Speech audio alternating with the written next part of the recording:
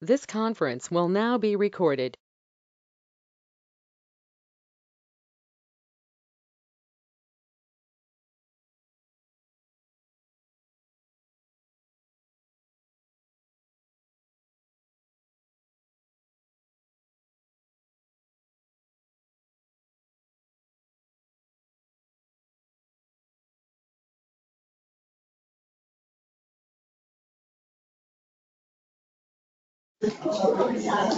All right, if I could have your attention, please.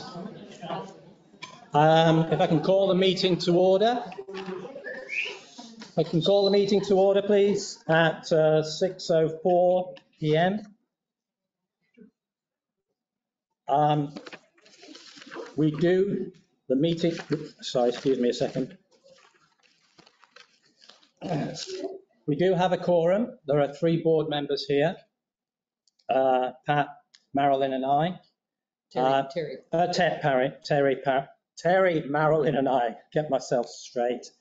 Proof of notice, it was put up on the notice board. It was also mailed out to everybody and included on the manager's report on Friday.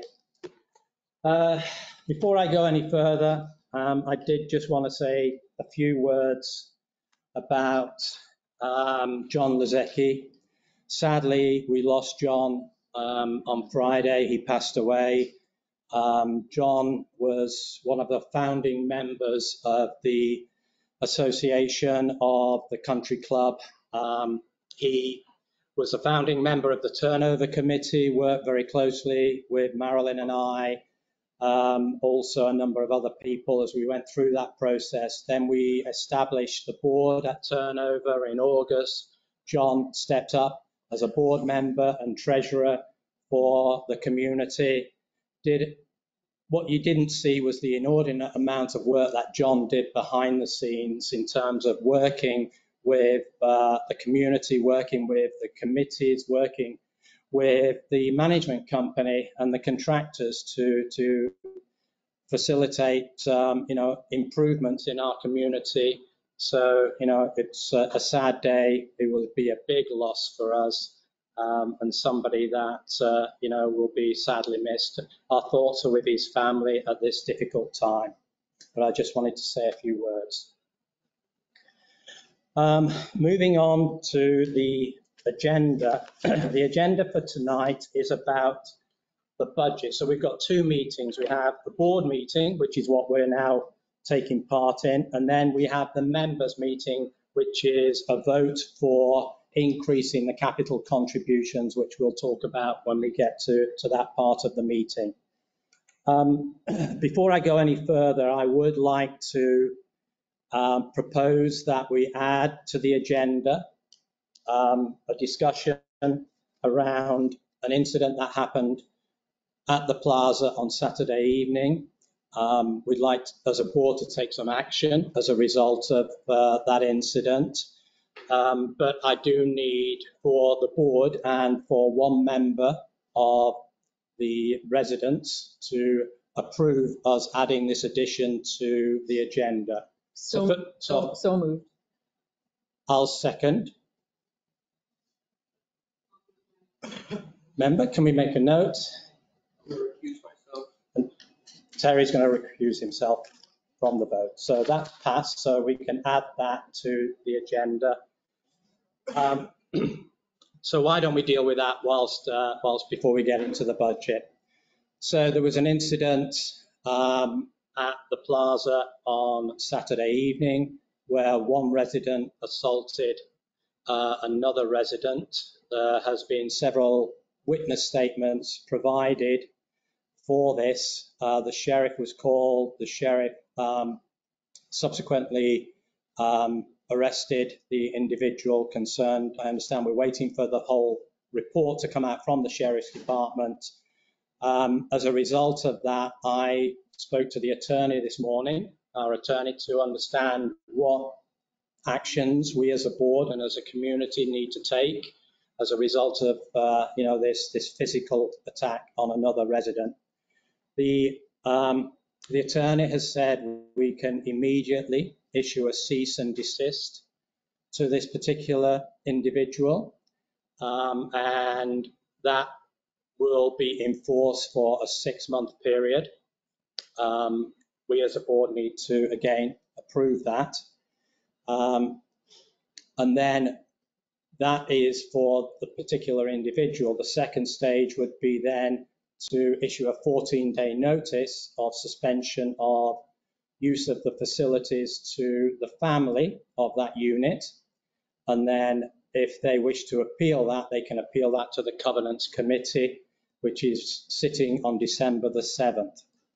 So I think the first point of action for this is really to have a motion to issue a cease and desist order to that particular individual, which will be in place for a 6-month period, covering both the plaza and the golf and any facilities. So moved. I will second, because Terry has recused himself from this discussion. So all those in favour? Aye. Aye. Okay, so Keneal, if I can ask you to liaise with the attorney to get, they are drafting up the letters to go out to confirm but that's with immediate effect. Including the staff, obviously, to ensure they don't access any of the premises. Okay. And then the second motion would be to issue a 14-day notice for the family to be suspended from any plaza and golf facilities. For 14 days. It's a 14-day notice we have to give for them to then appeal to the Covenants Committee. So moved. I second that. All those in favour? Okay. So is there any discussion? With that, is there any questions on that at all from the people present or even on the phone? I don't see any on the phone. Any questions from anybody present in the room? So, The 6-month cease and desist, what does that mean exactly? the 6-month cease and desist means their rights to any of the facilities, so the plaza and the golf, are suspended for that particular individual. For the family, it has to go through the process of a 14-day written notice and then goes to the Covenant Committee for them to decide on the term for the rest of the family. Okay. I'm sorry, one at a time. Does that include the Oasis? Do they access? It does not. Unfortunately, we can only control the country club facilities. That would include the North Pool because that's one of the country club facilities. So the Oasis we don't control. So unfortunately, we can't stop them from using the Oasis. However, we can advise the Oasis of the circumstances of why we've done this, and then it's up to them to decide what they want to do. My question was on the North Pole. That was the same question? Yes. Okay, all right. Thank you. It's all amenities. All amenities. There we go.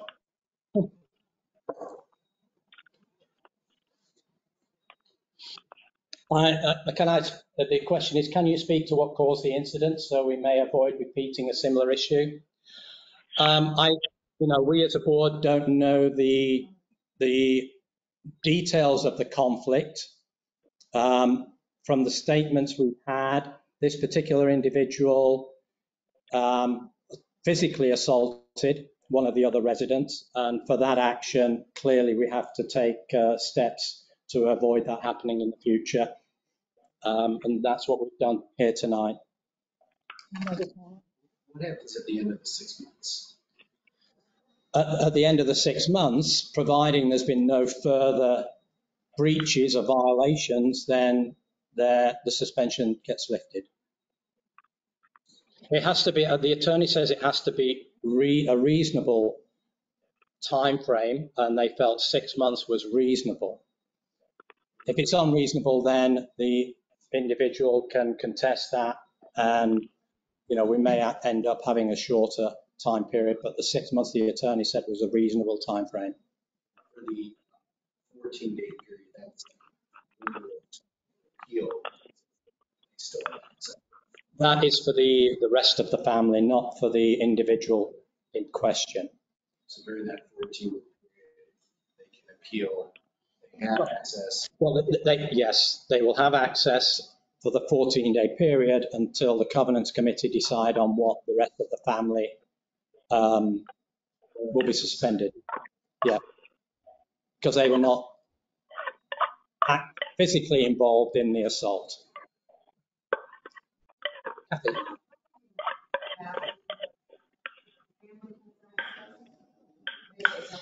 Well, we have to rely upon, the question was how do we monitor that? It has to be, the management company has to block their access to that particular card to getting into the plaza. The staff have to monitor it.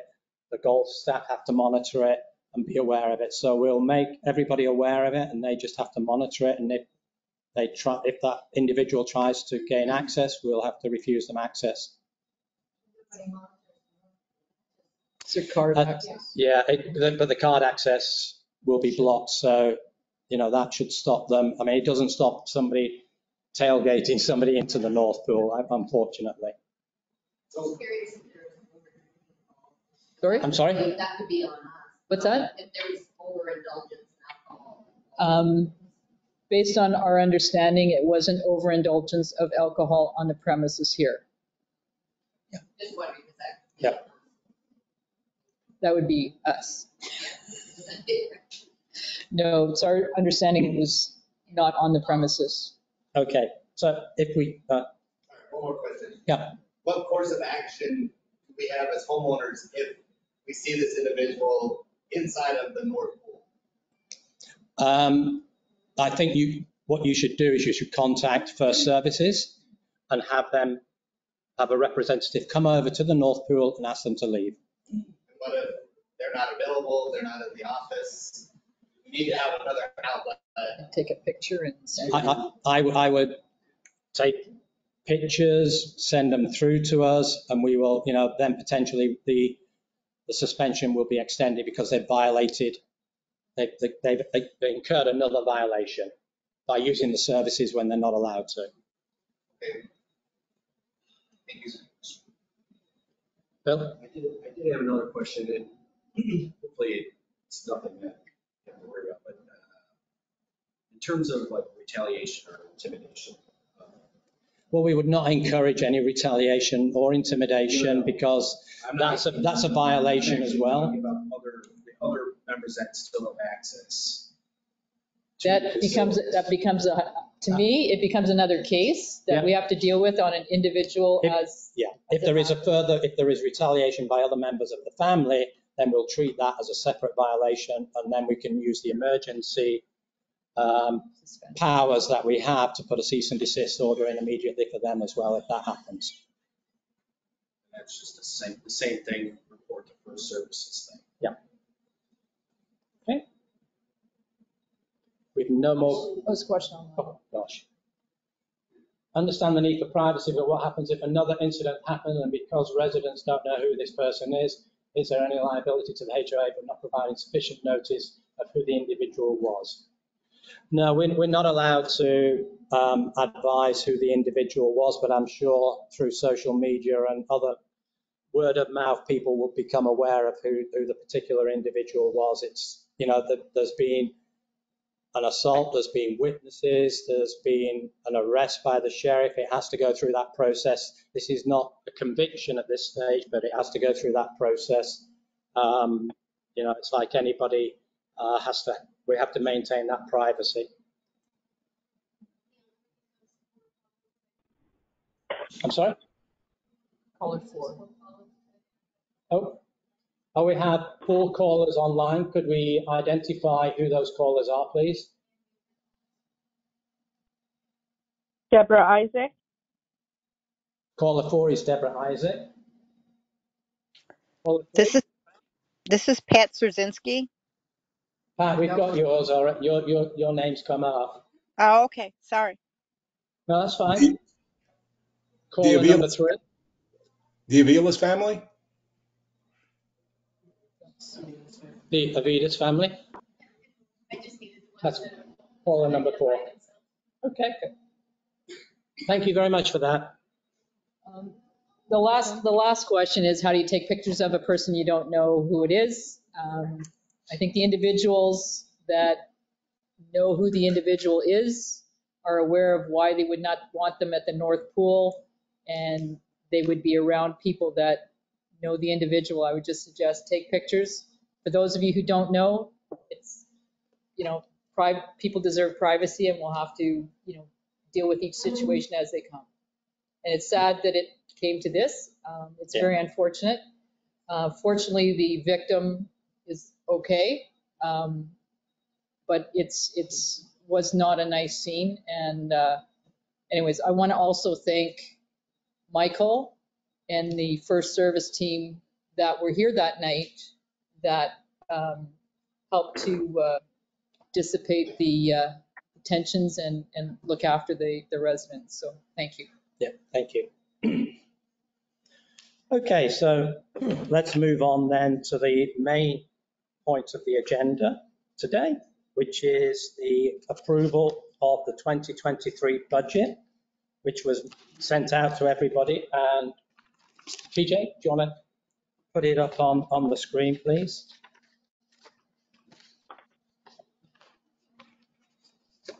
So first of all, can I have a motion to approve the 2023 budget? Could I have a second? Second? Okay, now we open it up for questions before we vote.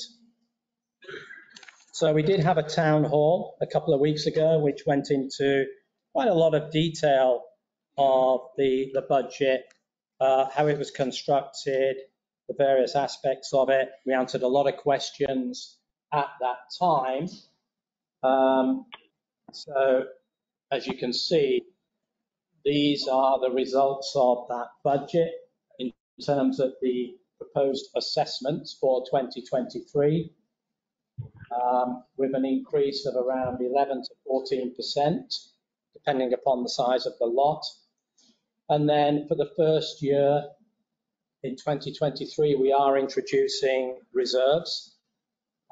As we talked about at length at Town Hall, we do not have any reserve fund. We have no funds available should there be a problem with, the bulkheads on hole 18, which have been underwater for the last 6 weeks since the hurricane came through and are still underwater. When that recedes, if there's any damage there, we have no money to stop hole 18, the green on hole 18 falling into the water if the bulkheads go. Things like that. We have other issues on the reserve study, other items on the reserve study that identified maintenance and improvements that we need to do over the course of the next 20, 30, 40 years, but also within the next 5 years as well. Without us having a reserve fund to cover those capital costs, we would have to go out and have a special assessment at the time, which is not something that is, financially responsible for us as a community to do. And so, as with many, many other communities, a reserve fund is something that we need to build up to cover these expenditures, future expenditures. And in addition to that, if you're at some stage looking to sell your home, this does help with the resale value in terms of if somebody buying a property knows that you have a reserve fund in place to cover future capital costs, it is a bonus over those communities which don't have that benefit of having a reserve fund in place. So those are the numbers for the villa reserves. Obviously, there is additional reserves that need to be put in place to cover replacement roofing, to cover the painting of the villas. That was part of the Amendment 5 that was put in by Leonard prior to the turnover. And then the $45 is for the rest of the community to start to build up the reserve fund. So I'm going to stop there and ask if there's any questions. On the reserve for the villas, is it going to be in a restricted fund, only used for the roofs and the villa reserve fund? Well, in New York, we call it restricted. There are only use it for that purpose and no other purpose. And it's the same in Florida. There are two types of reserve funds. You can have a general reserve, which can be used for any expenses that may come up over $10,000. Or there is a specific reserve, which is you have to determine exactly what that reserve is going to be used for, and you can only use it for that particular course of action. We have two different schools of thought in terms of, do we want to put it as a specific or do we want to have it as a general? I think for the villas, it's going to be a specific, I think. It would be specific to the villas. For the villas. For the villas. And the paint is my question. Well, that's the only thing that the association is responsible for. And I just wanted to So clarify. that's the only thing the association is responsible for is the roofs and the painting. So that would be specific for that. For the up to, and I can't remember what the terminology is, it's only so far down. Once you open up the roof tiles, it's only to I think the wooden things we're responsible for. Anything lower down than that is the responsibility of the villa owners themselves. And then for the general reserve, sorry, I was going to say for the general reserve, that is something that we will put into a general fund. But again, that will be specific for capital improvements that are valued at $10,000 and above that incur. So not general maintenance. Can I ask you to put your phones on mute, please, if you're on the phone, because we're getting some background noise. Thank you. So I'm working so 344 and 10-6. Okay. But it's check and credit. Okay. Take that down. That's for your labor, right? Labor and plus coming out. We're hearing a lot of background noise. If you could mute your phones, please. You can ask them. You can go in there and ask them to mute. Keep muted. There you go. And there's caller 3 and 4, and Doug Pinkerton as well.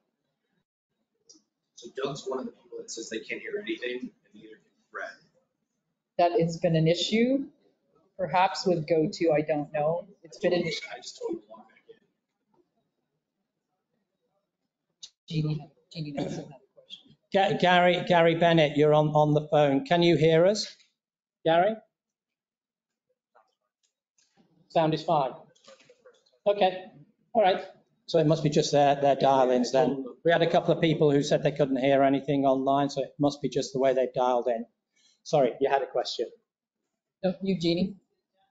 Yeah. So mine is, how will we get billed for this $45? Will it auto pay? Yep.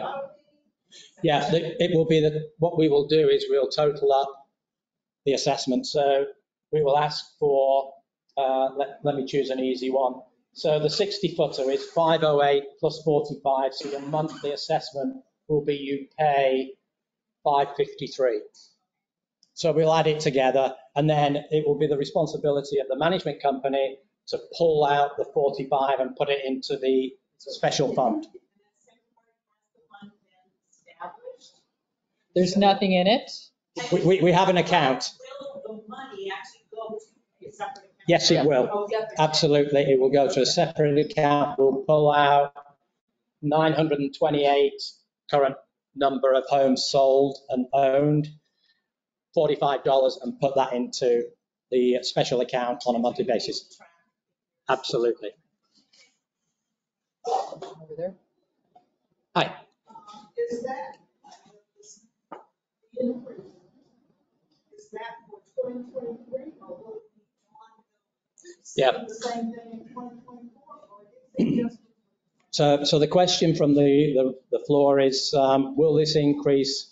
You're just talking about the reserves at this stage. So will that $45 be just for this year, or will that be for future years? In terms of the reserve study I'm not talking about the villas now, I'm talking about the 45. We looked at fully funded, which was $63 to fully fund any eventuality and keep that.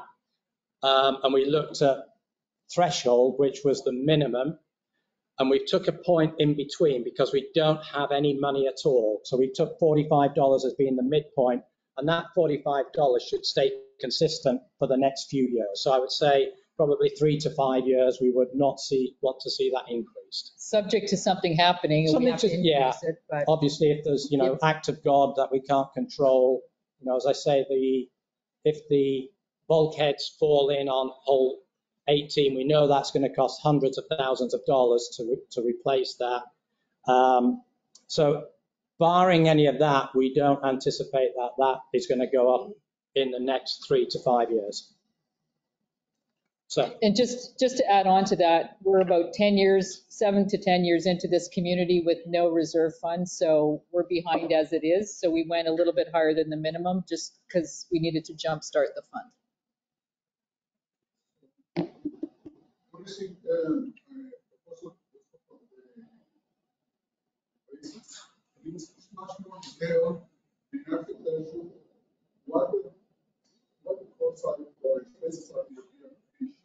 What is the proposal to you next year and the money?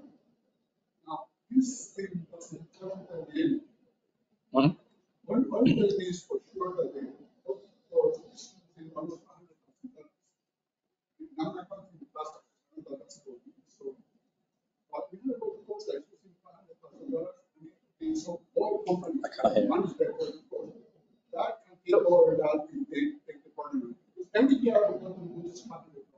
But nothing is like nothing is talking about this. So every year the investment is going to go up. So, okay. Cover the losses. Okay. She's talking about general.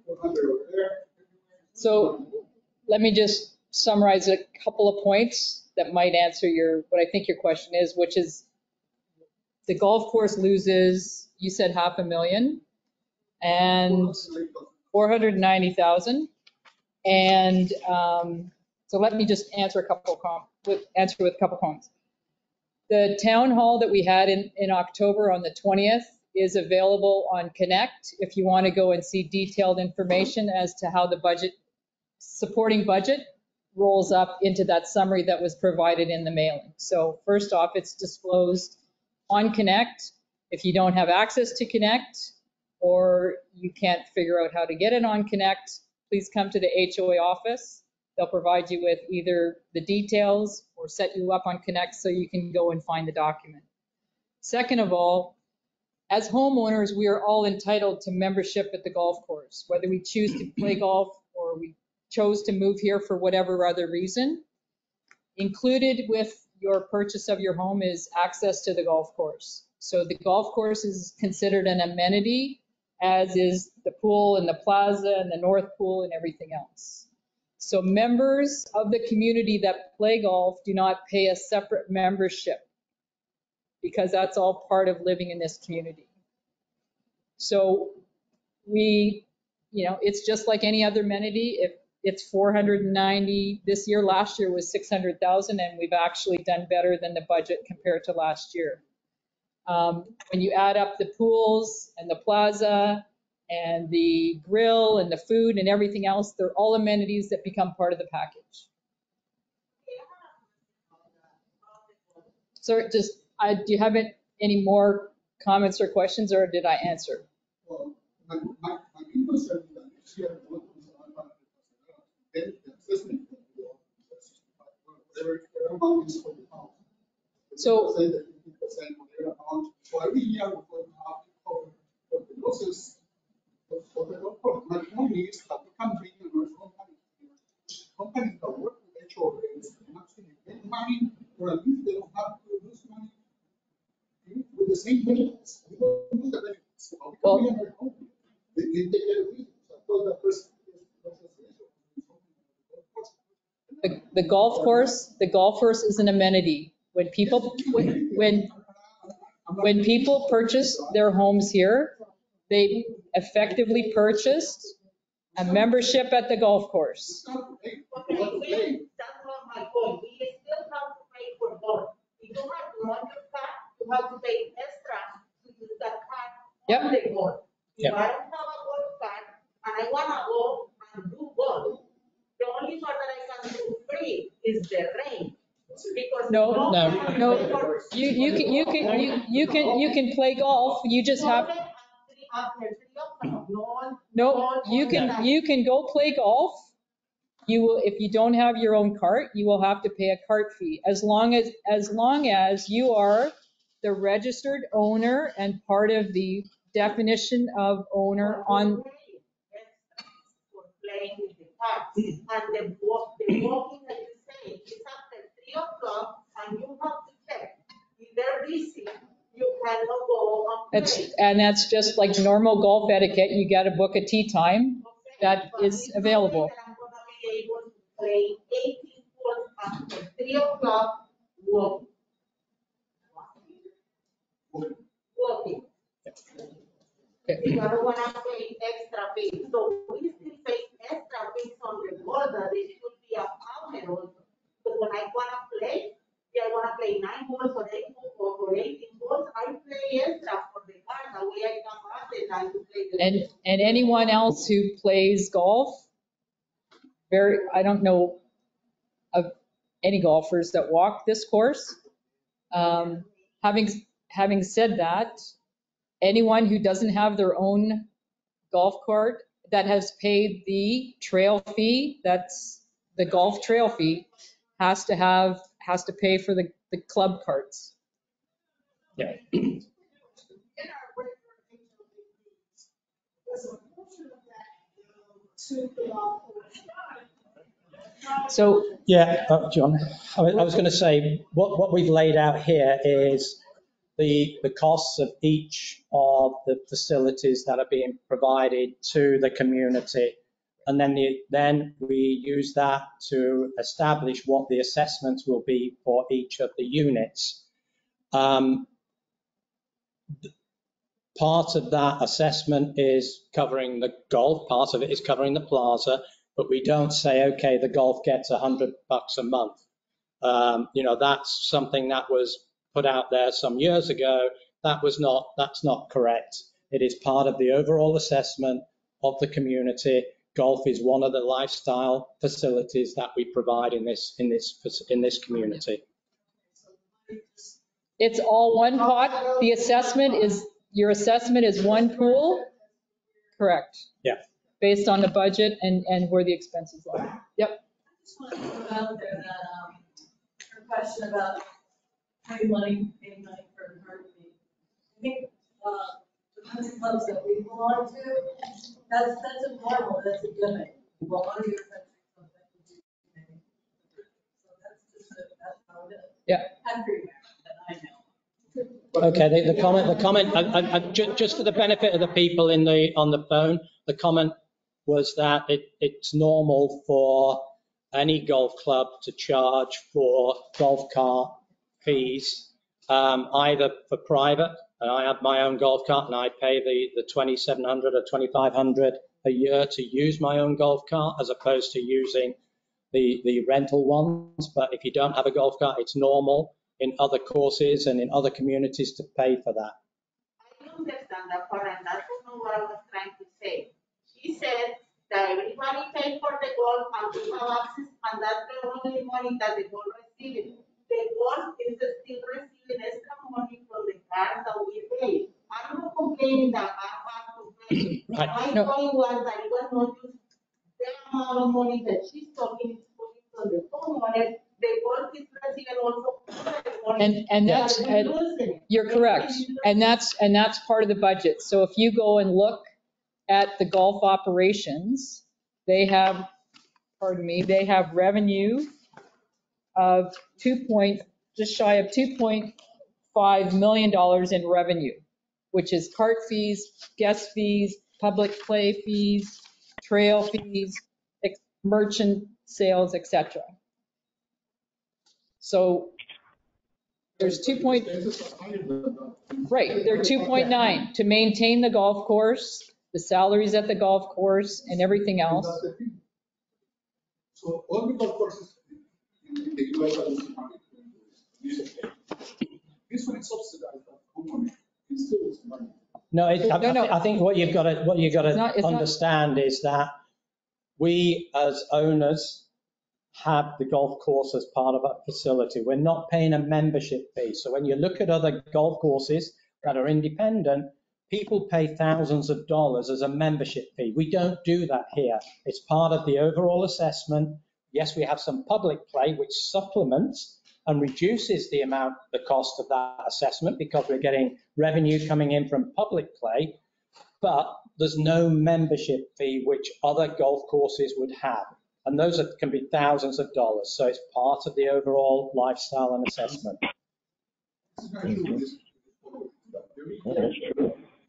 And did not people here, maybe not present, that are who are retired, extreme planning, other people who just can afford increases of 10% every year. I mean, I I think a couple of things. One is, and this is the first full year we've had this year without the developer funding the shortfall. So in previous years, the developer has deficit funded. So any shortfall, they have put the money into the community. So that was a false reading of your assessment fees because of that deficit funding. So, and then this year, for the 2023 budget, we've been hit with massive increases in payroll, in food and beverage costs. All of those, we've all seen, you know, what insurance, inflation's gone up. We've been hit with all of those. And, you know, there isn't a way for us to recoup that. That has to come out of the assessments. Sorry, I think the hand up at the back first. I just want to say too, when we closed on our house, Should be up $500 that we were closing went into the golf course as being members. It was 500 one time, that was it. So all the resales also, that's another way to raise funds. I assume they're still paying 500. They're paying $750 right now. No, and no, wait. The capital contribution. We're about to get in that. So the next meeting, the members meeting is where we're going to vote for increasing that capital contribution. And that's going into So what, like if somebody was to purchase a house in here, but they have to pay how much to the golf course? nothing no, to they the, don't. Nothing to the golf to the course. HOA. So just to answer the question is when the property was purchased, they had to pay £500 as capital contribution. That's $500. Apologies. I'm about to go back to London on Wednesday, so I'm trying to get back into the UK term. So $500 into, and it was into a capital contribution was the terminology for it. That should have been put into a separate fund to build up a reserve. It wasn't. It went into operating. So all that did was reduce the amount that Lennar had to fund for the deficit. So all of those $500 at the time didn't go into a reserve fund. They all went into general operating expenses. So now when you purchase a home in here, what monies go into? Right. So the question is now when we purchase a home, what monies are going into the cap? That's what we're getting into on the next session on the members. But just to answer your question, from January 1, we're looking to increase that number from $750 to $2,000. And from January 1, those $2,000 on resale, because it's all resale now, there's no real new properties apart from a couple that Lennar still own. On the resales will go into the reserve fund. Who pays that? The buyer, not the seller, the buyer will pay for that. Okay. Karen, you had a call? Yes.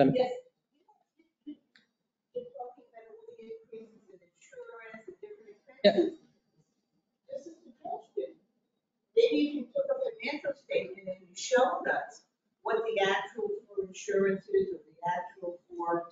But I'll try that. So we can see what the real number is, other than you saying it went up a lot of money. I don't know what that means. So when we did the budget, and TJ and Kenny will jump in, we basically took our actual, what the insurance was, and increased it by 20%. Each year, you almost start with a zero-based budget, because whatever the actual was last year, you use it as a guide, but you also have to understand and anticipate what's happening next year.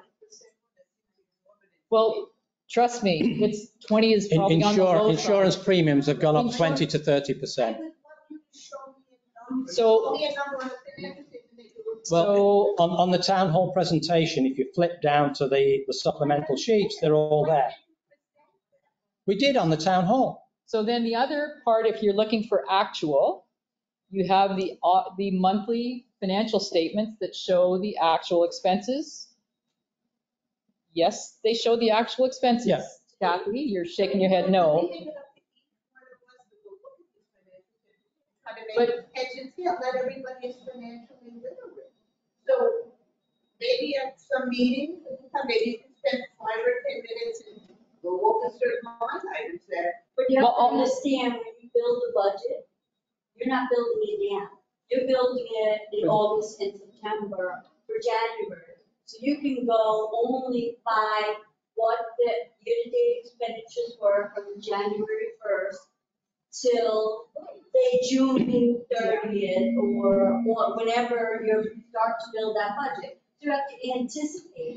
We used to have to do a budget for 5 years, so you have to anticipate 5 years out. So, but all I'm, and to your point, the financial statements are available on Connect up into and including, I want to say September. August, maybe September. I don't know if September's there. August, yeah. Last month, insurance was. But if people have questions on the financials, there's two things. They can send in a question, they can attend a finance committee, they can ask questions at the board meeting. All I'm saying to you is the budget's based on the future and understanding what, just, you're mixing actual expenses and comparison to last year's budget to see how good you were at budgeting last year to the budget for 2023. So the 2023 budget is based on, if we had a contract, we would use the contract value. If we had insurance policy, we had benchmarks that says this year use guidance of plus 20% because insurance has gone up.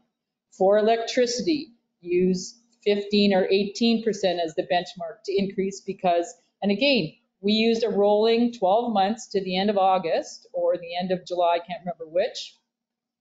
Then we said, okay, that's 12 months times by 18% for the budget for next year. And the actual, no, if you want to see, you need to really go to the finance committee, so you know what is actually spent to date. Because that's not something that we're gonna put, you can't put up all those numbers. Unless you're a number.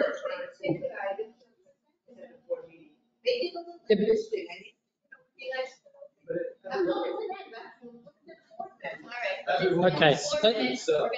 All right. Have we got some questions online? The question is, are the financial statements audited? They are audited on an annual basis, yes.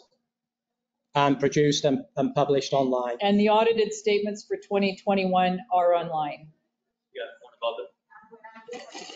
And the other one is not familiar with the industry practice. What we asked for service was to provide us with their budget guidance and benchmarking that they had used to assist other communities as they develop their budgets.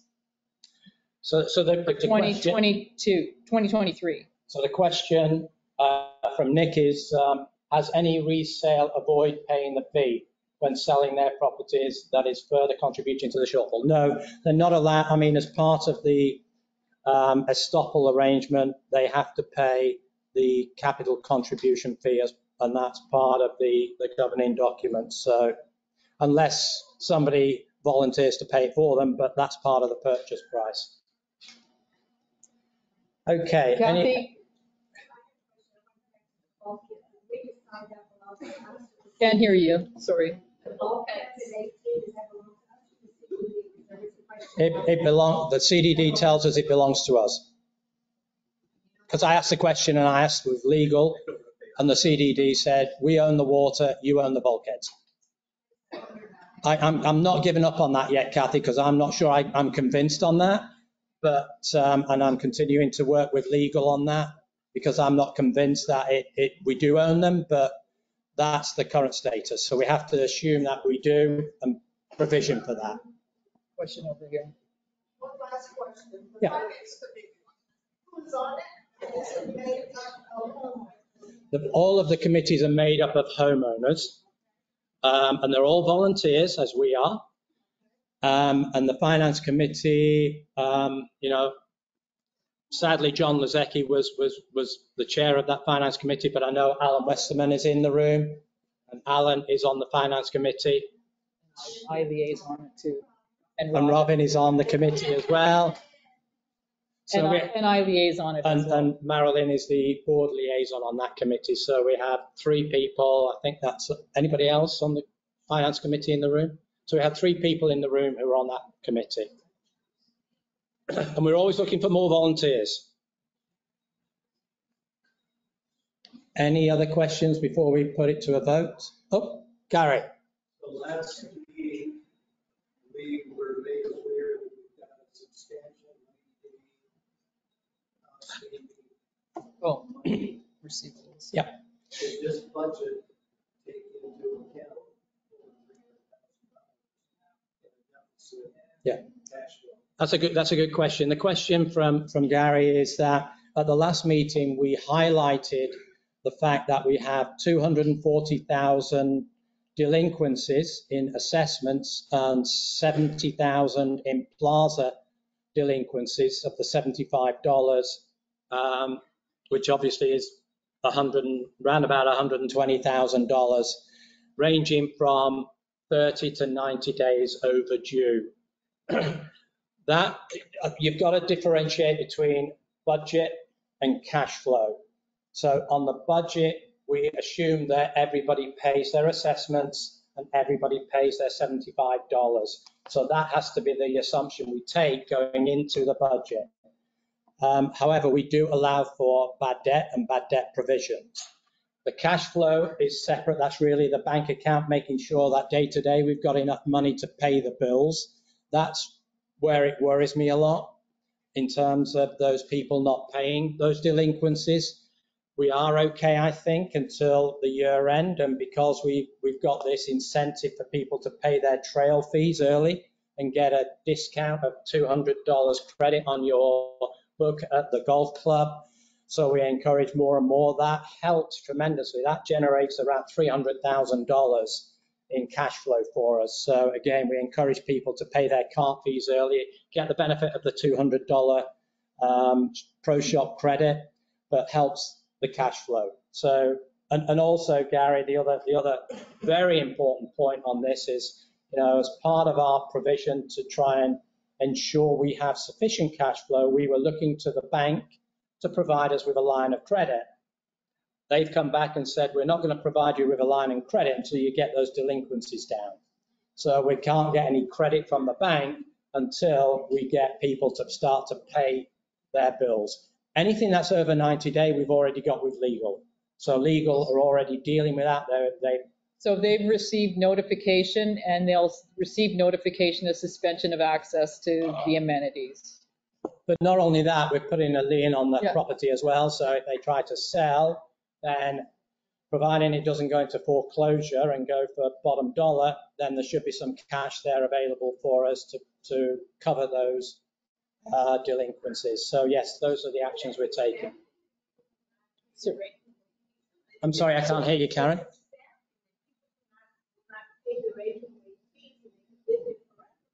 Well, when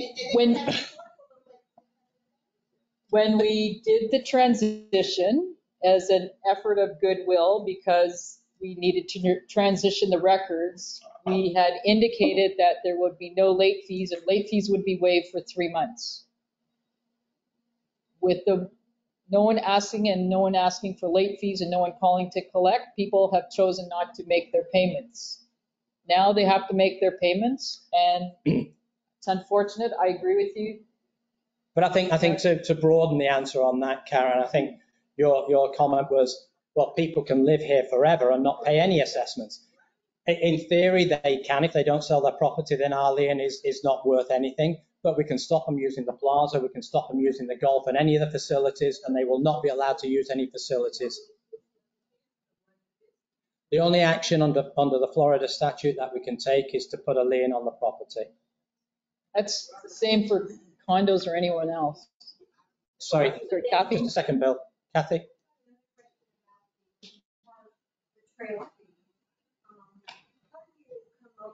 Maybe you don't the person, maybe the board doesn't, but you have to prove it. But how did they come up with the fee for the single party and the family? Yeah, the question is, how does the golf committee come up with the single cart fee and the family cart fee? I don't know if you want to take that one. Well, The single is not half of the family. right. And I don't understand why. Well, it's not half because oftentimes, you're not always single when you're in the family. Sometimes you're playing golf with your spouse or your partner or whoever. So it's not a direct 50-50 type of arrangement. The golf committee, I believe, went and did some benchmarking with other communities in terms of what they are. And that was what was established for 2022. And we have kept the same rate for trail fees for 2023. So we had a large increase, I think it was 17% last year in 2022. There is no increase for 2023. It's the only thing that didn't go up, Kathy. That wasn't my question at all. But I just wondered. It's not a 50-50 half price for single. Then,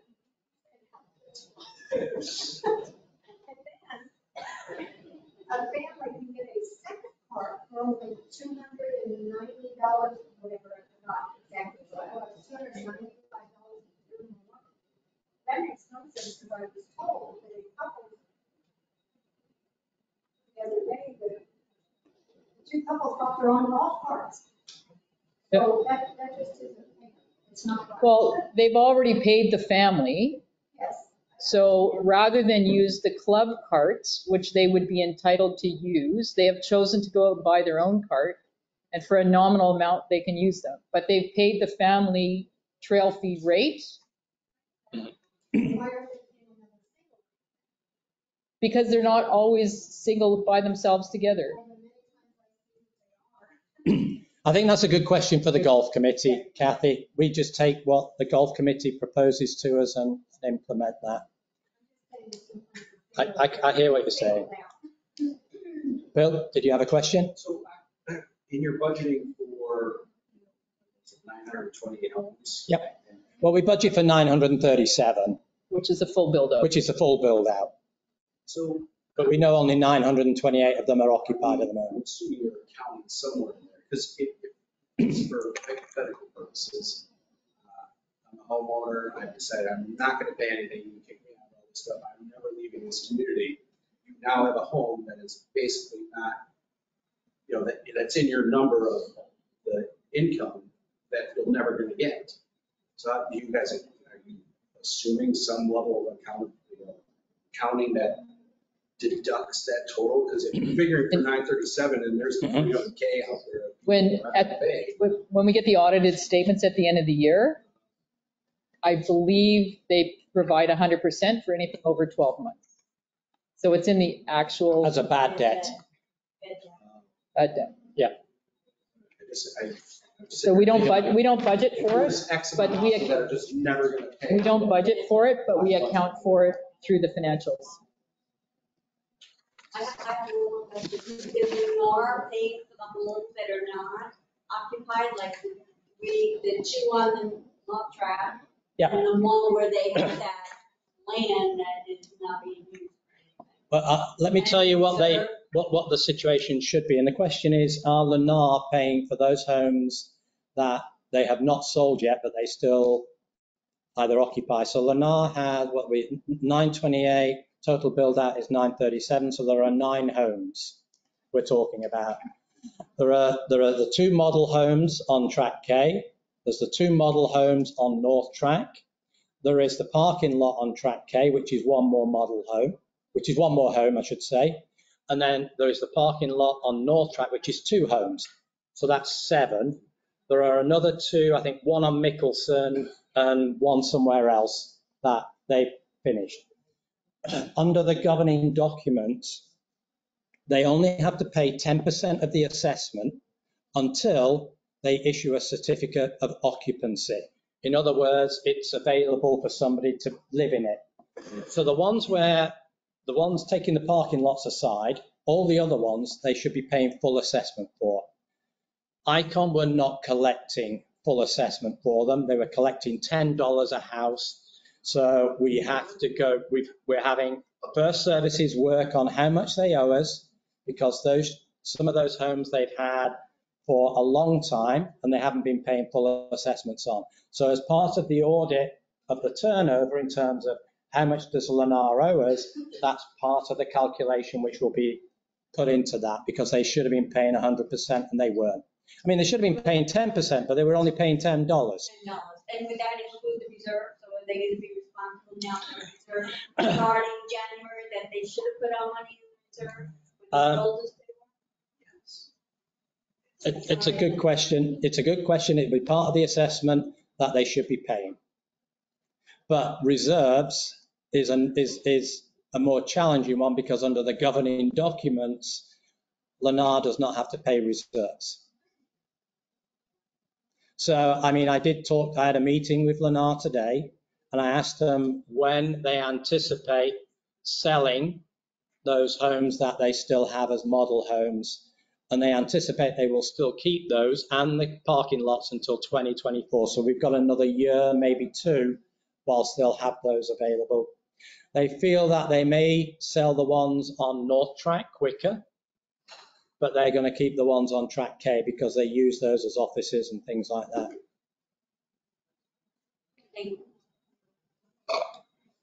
My voice is going. Any more questions?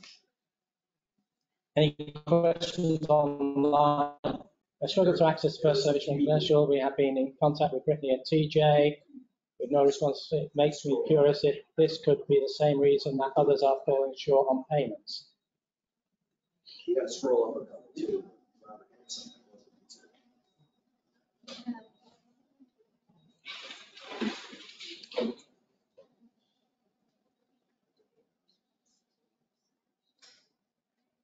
So, I mean, the first one where you're saying we have properties being sold where dues are in arrears, part of the sale process, there is an estoppel arrangement where we will advise how much is owed, and that has to be either paid by the seller or paid by the purchaser, whatever arrangement they come to, but that does not go unpaid.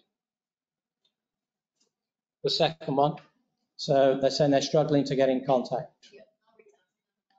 So, Keneal will reach out to the Harolds on that and make sure that you've got a contact there. Thank you. Oh, there was some more. Can we just scroll back up? Oh, thanks, David. I think we answered them all. I think we got them all. No, we got those. Yeah, we got those. Yeah, thanks, Bill. Okay. Okay, can I ask then, if we've done the questions, for a vote from the board to approve all those in favour of the budget as presented for 2023? Aye. Right, that's unanimous. So that is passed. So that just leaves me to call for a motion to adjourn this meeting. Second. Okay, all those in favour? Aye. Okay, that is the end of the board meeting. We'd now like to move on to the members meeting. So the members meeting, if I can call for the members meeting. So the members meeting is to vote on the adoption of the increase in the capital contributions on resale of properties from $750 to $2,000, which will be placed into a reserve fund, and also to provide the ability to the board to increase that number in line with what other communities are charging as things increase. So I'd like to ask for a couple of volunteers to count the votes that we've had so far. Matt, Megan are volunteering because it has to be an independent. So if you guys can go off with Keneal. to go and count the Do you need votes. me at all? You don't need me, okay. Count the votes, and then we have to wait for that. Did everybody in the room vote? Sorry, I should ask, did everybody in the room vote? Okay, Camille, we have a couple over there who've not voted.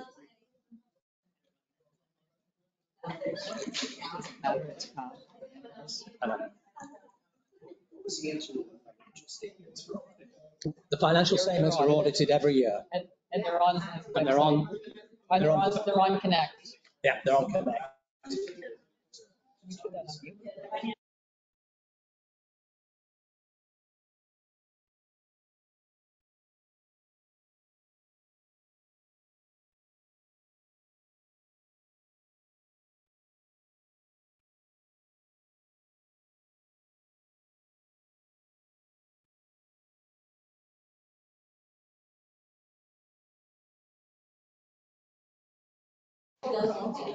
So whilst it's not part of the members' meeting, I will answer it. There was a question. There's a question about the villa roofs, and is there an opportunity for us to go after Lennar for those? Not even 2 years old, and I know. pretty much 10 of them so far have a leak. I know. One of the villa homeowners contacted me to say that they've been in touch. Excuse me. Say that they've been in touch with Lennar to ask them to undertake some repairs. Lennar had responded basically saying, go and talk to your HOA because the roofs are over 12 months old and the warranty we have is no longer valid. Similar to any single family home, the roofs are the responsibility of the villa homeowners. The repairs are the responsibility to organise of the HOA, but not our responsibility to pay. Now, if the villa homeowners want, and I've asked our attorney about this as well, because I know there's a lot of concern around it, they have recommended that if you want to take your own independent legal advice and pursue Lennar, then that's the route you should go. Not ideal, but it's not the association's responsibility to seek damage, construction defects with the roofing. It's just unfortunate because, like I said, they're not even 2 years old. So, put in the reserve now for roof replacement. But we've had so many different units, and so many different buildings. I'm not sure on Travis Trout, but I know all the ones on our side. Right. Yeah, I know. I sympathize. I know some residents got together, I know over in the phase 1 section. Yeah. And phase 2 section, they got together and started something, so. There is a class. Did it ever work out to anything? There's a red. Is it still going? And I did reach out to that lawyer and he informed me that case was already closed because it ended in January. And unfortunately, our roofs didn't leak until after the first year. Yeah, this was after the warranty. Everybody started getting roofs. And I'm pretty sure it's still going. Well, I think it was closed for new people to join the class action. To join the class action, I think, yeah. You'd have to do, yeah. Because they had closed it off at that point. They had enough homeowners and they closed it out. I think it was December, but most of us moved in until after. I'd almost like to see how the asphalt shingles are doing over on the other side, see if they're having leaky roofs or not, because, I mean, we don't have any on our side, or your side. I wonder that, I wonder, because the roofs, where Lennar built their new vacation homes, they're quite simple. If you notice, they kind of changed the design on it, and yeah. I don't know, I'm not in those homes enough, so those vacation homes. Okay. So we're just waiting for the count, and once the count results come in, then we'll close the meeting. I think some people say it might be coming in the vent. They have the Sometimes, vent, yes. so it starts to leak there. Yeah, the wind, the hurricane comes up. Water will find any hole that it can. I've had multiple houses in here, and multiple have leaks. It wasn't vent. I mean, I've had ones at least that could have been the vent, but I found, like my dad went up on my roof when I lived on Del Valley, he pulled tile. You could just pull it right out. Like butter. Yeah. And then there was a whole area, I don't know, probably a foot and a half by foot and a half, just rotted out. And the house was only, this was in 2018, the house was built in 2013, 5 years old. The water kept wicking.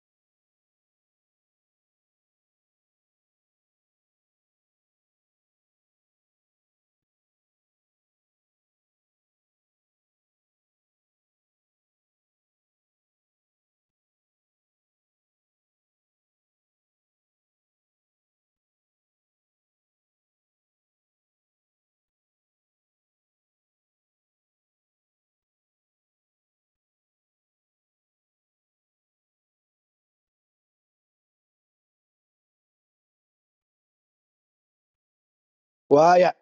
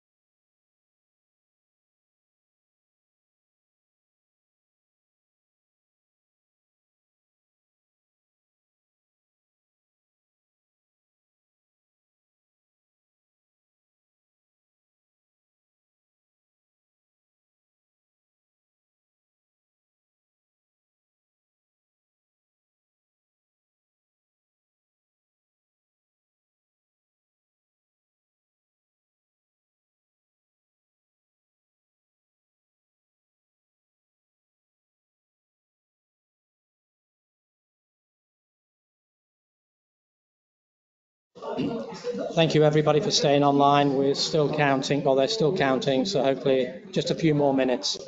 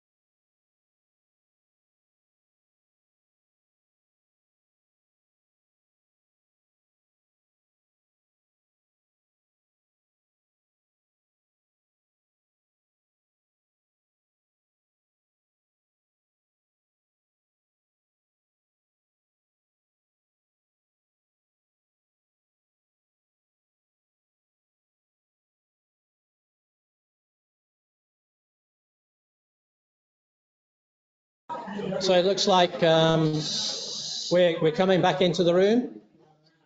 So do we have a result? Well, it's a little quicker than the US elections, so we do have a result here. Okay, so in terms of the vote for increasing the capital contribution to $2,000 and providing the board with the ability to increase that, should they wish to do so. So we have 83 in favour and we have 19 against. So that motion and that vote is carried. So from January the 1st, we will be increasing capital contributions to $2,000. Thank you for everybody who voted tonight. Thank you. And on that, I think we can close the members' meeting. Thank you, everybody, for attending. No, not for a members' vote. No.